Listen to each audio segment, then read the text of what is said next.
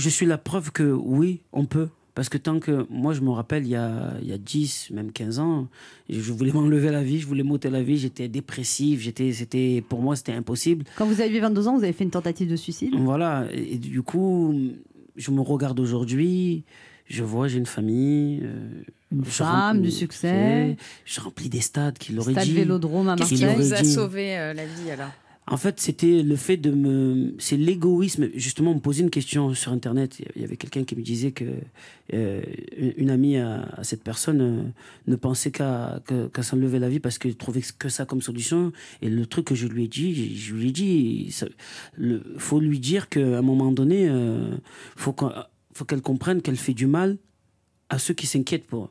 Moi, je me rappelle, mes parents, surtout ma sœur, elle avait écouté une chanson à moi qui s'appelait Comme une bouteille à la mer, où je disais que j'étais pas bien. Les gens du rap étaient là. Waouh, quelle plume extraordinaire. Cette chanson est profonde, magnifique, un classique. Tout le monde sortait ça. Et ma sœur qui arrive, elle me dit, je veux plus l'écouter, cette chanson, sortie de la chambre en larmes. Et là, je me suis dit, qu'est-ce qui se passe? Je suis parti la voir. Elle me dit, ça veut dire que nous, on est là, on sert à rien.